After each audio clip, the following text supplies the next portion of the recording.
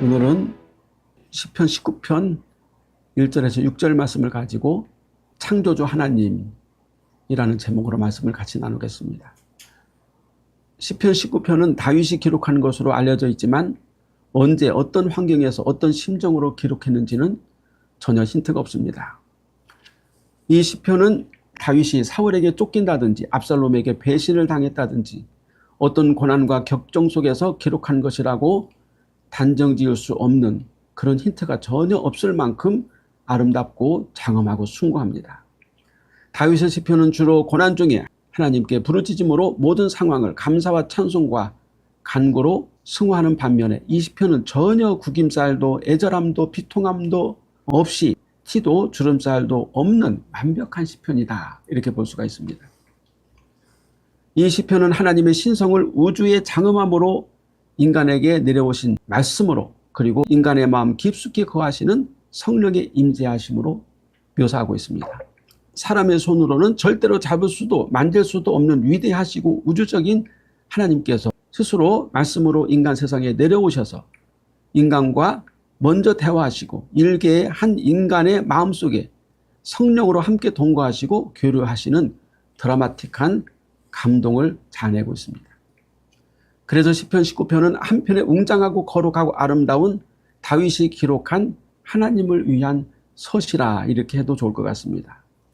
이 서시는 3막으로 나눌 수 있는데 1막은 1절에서 6절까지 우주를 창조하시고 운행하시는 하나님, 제2막은 7절에서 9절까지 말씀으로 인간에게 오신 하나님, 제3막은 10절에서 14절까지 인간의 마음속에 함께 거하시는 하나님, 이 세 부분이 나눠져 있는데 오늘은 1절에서 6절까지 능력의 하나님, 우주를 창조하시고 운행하시는 하나님에 대해서 함께 말씀을 나누겠습니다. 1절에서 6절까지의 주어는 하나님이십니다. 시편 저자는 하늘과 궁창, 낮과 밤, 해라고 하는 우주의 가장 중심이 되는 피조물들을 들어서 이 5가지 하나님이 창조하신 작품이 하나님의 영광을 선포한다, 이렇게 기록하고 있습니다. 하나님은 한 분이시지만 삼위격을 가지셨으므로 우리가 하나님을 엘로힘이라 이렇게 복수형으로 표시합니다. 하나님의 사역에는 3가지가 있는데 우주 창조와 말씀으로 오신 예수 그리스도, 그리고 성령의 사역, 이 3가지가 있습니다. 이 3가지 사역을 삼위일체, 삼위 하나님께서 함께 역사하시지만 창조 사역의 중심은 성부 하나님이시고 말씀 사역의 중심은 성자 하나님이시고 인간에게 하나님의 은혜를 적용하시고 감동 감화하시는 사역은 성령 하나님이 중심으로 일하십니다. 그런데 이 시편은 성부와 성자 성령의 사역을 순차적으로 나열해서 높은 하늘에서 땅으로 인간의 마음으로 들어오시는 하나님을 드러내는 섭리를 묘사했으므로 천지 창조 사역의 주역이신 성부 하나님을 강조하기 위해서 엘로힘이라는 복수로 사용하지 않고 엘이라는 단수로 표현했다고 볼 수가 있습니다. 하늘과 궁창과 낮과 밤 그리고 해가 하나님의 영광을 선포합니다. 하나님의 영광은 무엇을 의미합니까? 영광은 무게, 황홀함, 풍성함, 영화를 뜻합니다. 영광은 모든 성공의 결정체라고 볼 수가 있어요. 하나님의 영광이란 전능하신 하나님의 위엄과 황홀함과 풍성함과 성공의 절정인 영화를 말합니다. 모든 선한 것의 클라이막스가 바로 하나님의 영광입니다. 반대로 모든 악한 것의 막장은 마귀의 영욕과 무조갱이다 할 수가 있습니다. 마귀의 영욕은 처음에는 영광으로 시작하지만 마지막에는 치욕과 지옥으로 멸망해서 끝난다는 것입니다. 하나님의 영광이 바로 우주에 존재하는 하늘과 궁창과 낮과 밤 그리고 해라고 다윗은 표현하고 있습니다. 하늘은 온 우주, 모든 우주를 품는 가장 큰 영역입니다. 마치 하나님의 넓고 끝없는 품과 같은 것이 바로 하늘입니다. 하늘의 무한함은 바로 하나님의 영광을 선포합니다. 여기서 선포한다는 말은 현재 분사형, 즉 현재 진행형인데 선언하다, 단언하다, 이 온 우주 삼라마상이 존재하는 한 하나님의 영광을 이 하늘이 계속해서 선포하고 있다, 그런 뜻입니다. 지금도 높고 푸르고 끝없는 하늘은 하나님의 품이 얼마나 넓고 크고 한없이 위대한가를 보여주고 있습니다. 하늘을 보고도 하나님의 품을 모르는 자가 있다면 그는 어리석은 자일 것입니다. 지금 인간이 밝혀내는 모든 우주의 신비는 하나님이 만드신 하늘 속에 포함되어 있는 사실들입니다. 천재 과학자들이 연구하고 또 연구해서 찾아내고 또 찾아내도 다 밝혀낼 수 없는 한없이 숨어있는 우주의 비밀을 누가 창조하셨습니까? 하나님께서 창조하신 작품들이다 하는 것입니다. 천재 물리학자 스티븐 호킹은 우주의 기원론을 세우기 위해서 빅뱅 이론이라는 것을 만들었습니다. 그리고 하나님은 필요 없다 이렇게 무신론을 주장했어요. 얼마나 어리석은 자입니까? 빅뱅 이론은 모든 우주의 에너지와 물질이 한 곳에 모여 있다가 138억 년 전에 대폭발을 일으켜서 이렇게 신비하고 질서정연한 우주가 생성되어졌다고 하는 우주 기원론인데 참으로 어이가 없습니다. 왜냐하면 스티븐 호킹의 빅뱅 이론은 곧 과학자들에 의해서 거짓임이 드러났기 때문입니다. 그는 너무나 똑똑한 것이 죄였습니다. 아마도 자신을 유게릭병이라고 하는 불치병으로 태어나게 해서 그것에 대한 원망으로 하나님을 반대하는 무신론을 위해서 사용한 것이 아닌가 생각이 듭니다. 궁창은 어디입니까? 궁창은 우리가 눈으로 볼 수 있는 하늘을 말합니다. 우리가 볼 수 있는 하늘에는 무엇이 있을까요? 해와 달과 별과 그리고 수많은 새들과 날아다니는 곤충들이 있습니다. 우리가 육안으로 볼 수 없는 하늘도 있는데 그것을 우주라고 하지요. 그런데 우리가 이제 천체 만원경을 통해서 우주를 보면은 저 멀리 별들의 잔치라고 할 만큼 장엄하고 신비하기 이를 데가 없는 우주쇼가 날마다 매분 매 초마다 시연되고 있다 하는 것을 우리가 알 수가 있습니다. 그러나 우리가 눈으로 볼 수 있는 하늘이 있는데 하나님의 모든 창조물들이 역시 365일 1분 1초도 쉬지 않고 쇼를 하고 있습니다. 하나님의 손이 그의 창조물들을 우리 인간들에게 보여주시는데 그 모양이 변화무쌍합니다. 너무나 아름답고 찬란합니다. 그래서 이것을 하나님이 우리에게 쇼하신다 이렇게 말할 수가 있어요. 쇼가 뭡니까?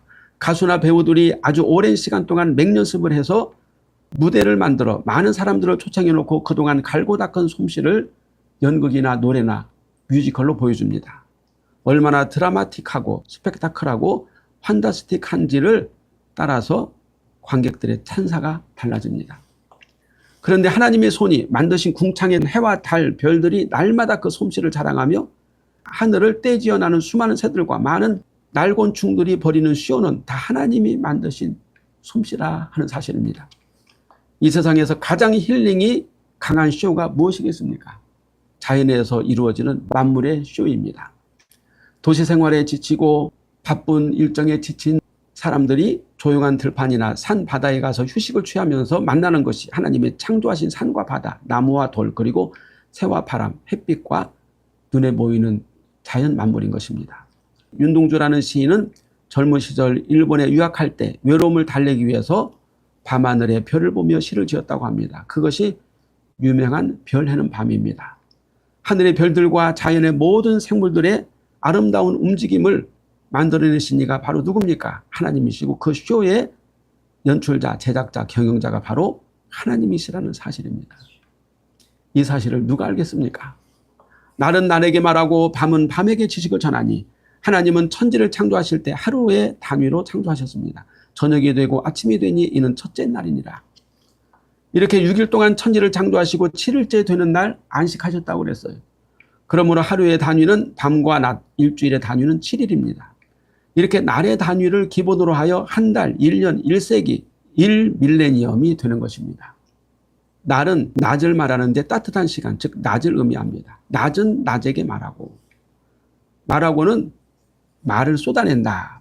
수많은 말들을 마치 샘물처럼 또는 폭포수처럼 쏟아낸다는 뜻입니다. 낮이 무엇을 말할까요? 낮이 지켜야 할 약속이나 조항들이 많습니다. 하루 중에 낮의 시간이 겨울에는 짧아지고 여름에는 길어집니다. 그 낮의 시간을 지키는 것이 바로 낮이 그 다음에 오는 낮에게 말하고 지켜야 할 약속 조항들입니다. 오늘의 낮이 하나님이 정해주신 조항과 규칙을 지키면 그 다음 날에 낮이 또 오는 것입니다. 이것이 바로 낮이 낮에게 수없이 쏟아내는 말이다 하는 것입니다. 만약 낮이 하나님이 정해주신 시간이나 조항, 약속을 지키지 않는다면 우주는 파괴되고 우리 인류는 멸망하고 말 것입니다. 저는 잘 모르지만 하나님이 정해주신 낮의 조항들은 아마 셀 수 없이 무수히 많이 있을 것입니다. 그 낮의 수많은 조항들을 수많은 날들이 오랜 세월을 통해 대대로 태초부터 지금까지 똑같이 동일하게 지켜왔다는 것입니다. 왜 그렇습니까? 하나님의 명령이기 때문에, 하나님이 주신 규칙이기 때문에. 얼마나 놀라운 일입니까? 이것은 전능하신 하나님 이외에 이렇게 할 자가 누구란 말입니까? 이렇게 할 자가 아무도 없다는 것입니다. 밤은 밤에게 지식을 전하니, 지식을 전하니라는 말은 선포한다는 뜻입니다. 밤은 우리에게 매우 신비한 시간입니다. 신비하고 놀라운 지식을 밤은 인간에게 보여줍니다. 사람들은 하나님이 주신 신비한 밤의 불빛으로 점을 치기도 하고 점괘를 보기도 한다고 그럽니다. 별마다 자리를 만들어 우주의 운명을 정하는 그런 점성술이 과거로부터 지금까지 내려오고 있습니다. 그래서 어리석은 인생들은 하나님이 주신 밤의 신비함을 우상숭배와 점성술 그리고 어둠의 영으로 더럽힙니다. 그러나 밤 사이에 일어나는 얼마나 많은 신비하고 놀라운 비밀이 있는지 우리는 도무지 알 수가 없습니다. 인간은 밤을 지나야 성장하고 회복할 수 있다고 합니다. 우리가 밤에 잠을 자지 않으면 우리는 죽습니다. 우리가 밤에 잠을 자는 시간에, 수면 시간에 인간의 모든 세포가 다시 재생되어지고 다시 활성화가 된다고 합니다. 그러므로 밤이 없으면 인간은 더 이상 살 수가 없습니다. 모든 식물은 밤을 지날 때 더욱 뿌리가 견고해지고 생명수인 새벽 이슬을 머금고 성장할 수 있게 되는 것입니다. 하늘의 달과 별들은 밤에 그 자리를 이동하고 우주의 주기를 만들어내고 지구의 생성을 이루어갑니다. 밤에 이루어지는 하나님의 신비함과 그 오묘함은 인간이 그 자그마한 조각조각조차도 다 깨닫지 못한다는 사실입니다. 그러나 웅장하고 비밀스러운 우주와 지구와 그리고 인간의 역사를 밤은 태고부터 지금까지 말없이 조용히 진열하고 있다, 보여주고 있다는 것입니다. 밤이 밤에게 태초부터 지금까지 전하는 지식에는 하나님의 지혜가 있습니다. 하나님의 지혜를 가장 탁월하게 받은 짐승이 뭐라고 그랬습니까? 뱀이라고 그랬어요. 그래서 뱀은 모든 짐승 중에서 가장 간교하다 이렇게 창세기에서 말씀하고 있습니다. 하나님께서 주신 놀라운 지식을 악하게 사용하게 되면 간교하고 간사하게 됩니다. 그러나 하나님이 주신 놀라운 지식을 하나님의 뜻대로 사용하면 뭐가 됩니까? 지혜자, 명철자가 된다는 것입니다. 악인들은 하나님이 주신 밤의 지혜를 악하게 사용하여 간사한 뱀의 후예가 되었습니다. 하나님의 지식은 낮이나 밤이나 다 선합니다. 단지 사람이 밤의 지식을 악하게 만들었다 하는 것입니다. 하나님은 가장 선하게 낮과 밤의 지식을 통해서 우주와 만물과 인생들을 돌보시고 살피시고 인도하시는 것입니다. 하나님께서 창조하신 우주 만물에는 언어도 말씀도 소리도 없었습니다. 그러나 실제 어마어마한 우주가 돌아가려면 천둥번개 소리보다 더 큰 소리가 나야 하는데 하나님은 모든 우주를 진공 상태로 만들어 놓아서 엄청난 굉음이 나지 않도록 조용히 돌아가도록 설계를 하셨다는 과학자의 증언이 있어요. 그래서 우리는 지구에서 아주 평온하고 조용히 휴식을 취할 수 있습니다. 만약에 우리가 이 지구가 돌아가는 소리, 우주가 어마어마한 천체가 돌아가는 굉음을 들을 수 있다면 우리는 1분 1초도 편히 쉴 수가 없을 것입니다.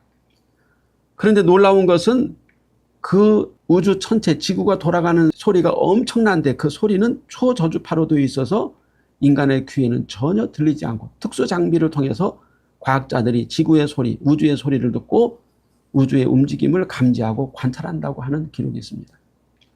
그럼에도 하나님의 지식은 온 땅과 온 세상 끝까지 이릅니다. 세상 모든 만물이 하나님 안에서 하나가 되었을 때는 특별한 언어나 소리나 제스처가 없이도 만물 자체로서 하나님의 뜻과 지식이 전달되었습니다. 아담이 짐승들을 부를 때 언어가 있었을까요? 없었을 것입니다. 아담은 그 마음의 생각만으로 모든 짐승들을 부릴 수가 있었습니다.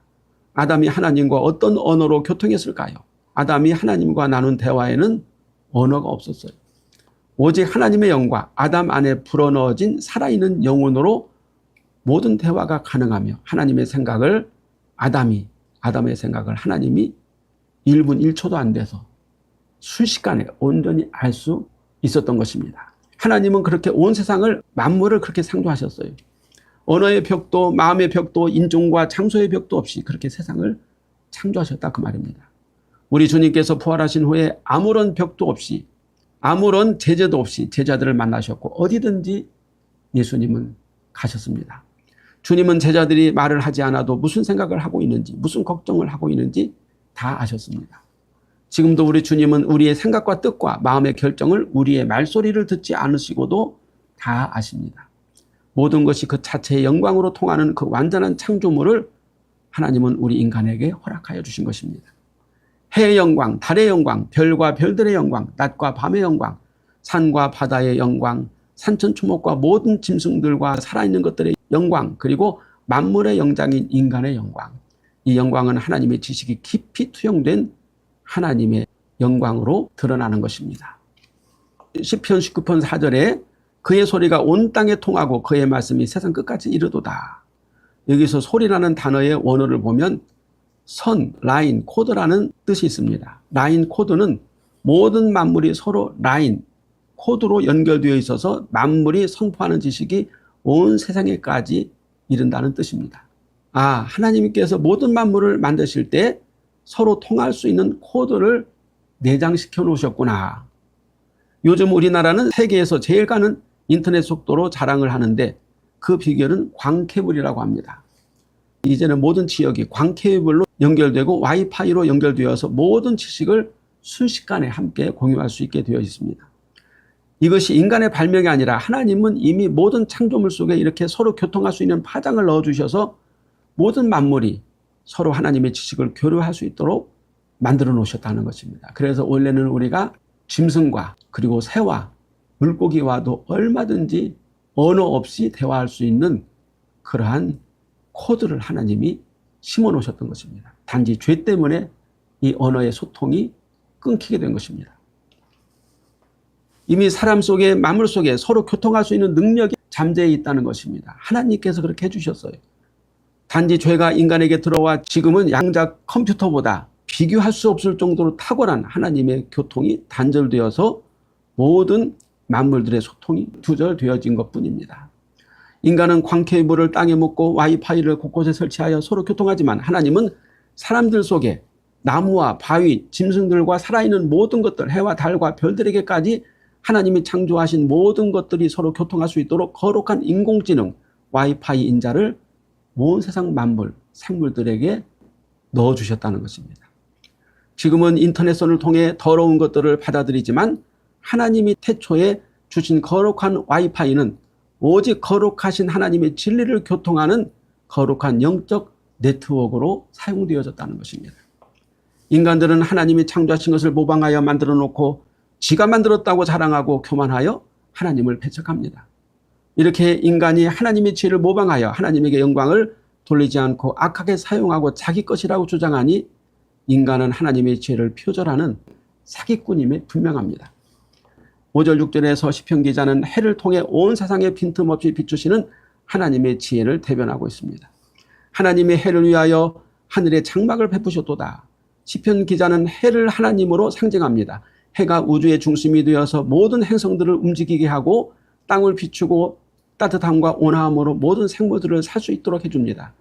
예수님은 마태복음 5장 45절에서 하나님께서 그 해를 악인과 선인에게 비추시며 라고 말씀하고 있어요. 악인이든 착한 사람이든 누구든지 하나님이 비추시는 해의 은총에서 벗어날 자가 없다는 것입니다. 어떤 악인도 다 하나님의 은총을 받아야 살아갈 수가 있는 것입니다. 해는 그의 신방에서 나오는 신랑과 같다 그랬어요. 해는 세월이 가도 낡아지지 않고 수를 셀 수 없는 많은 날들을 비추면서 그 밝기가 줄어들지 않고 아침마다 떠오르는 해는 어느 곳에서 보든지 모든 사람들에게 마치 방금 결혼한 신랑처럼 생생하고 신선하고 힘이 넘친다는 뜻입니다. 오랜 세월 빛을 발하는데 오늘 아침에 떠오른 태양은 태초의 빛처럼 황홀합니다. 하나님은 이렇게 항상 생기 넘치는 해를 통해 하나님의 은혜가 인생에게 항상 새롭다는 사실을 보여주시고 있는 것입니다. 이 세상에서 해보다 신선하며 해보다 해맑으며 해보다 밝은 빛이 있을까요? 하나님의 은혜에 비친 해처럼 온 세상에 빛납니다. 이 세상에서 해 온기를 받지 못할 자가 없고 해의 열기를 피할 자가 없습니다. 하나님께서 해를 모든 우주의 중심에 두신 것은 우주, 이 세상에서 어느 누구도 해 빛에서 벗어날 자가 없다는 사실을 공포하시는 것입니다. 그 해를 만드시고 해처럼 모든 만물과 우주와 이생과 내생을 비추시고 영원한 영향력을 끼치시는 분이 바로 하나님이심을 이 해를 통해서 인생에게 실제로 하나님이 보여주시는 것입니다. 그러나 악인은 해를 보고 천지를 만드시고 말씀으로 오셔서 우리를 죄에서 구원하시고 성령으로 항상 우리 가운데 거하시기를 원하시는 하나님을 인식하는 것이 아니라 해를 신으로 삼고 태양신을 섬기니 정말 어처구니 없고 기가 막힐 그런 악한 일을 행하고 있지 않습니까? 해를 보고 하나님의 영광과 지식을 받아야 할 이스라엘 백성이 예루살렘 성전에다가 태양신을 만들어 섬기다가 멸망을 당하고 쪽박을 찬 것을 우리는 역사에서 볼 수가 있습니다. 이 세상에서 해를 보고 하나님의 영광과 지식을 알지 못하고 태양신으로 섬기는 모든 족속 민족 인생들은 해에서 나오는 뜨거운 불못에 던져질 것입니다. 그러나 하나님의 은혜를 감사하게 받고 하나님이 보내신 구세주 예수 그리스도를 나의 주로 믿고 섬기는 자는 마지막 날 천국에서 해처럼 해같이 빛나게 될 것입니다. 마태복음 13장 43절에 그때 의인들은 자기 아버지 나라에서 해와 같이 빛나리라. 귀 있는 자는 들으라. 이렇게 주님께서 말씀하셨습니다.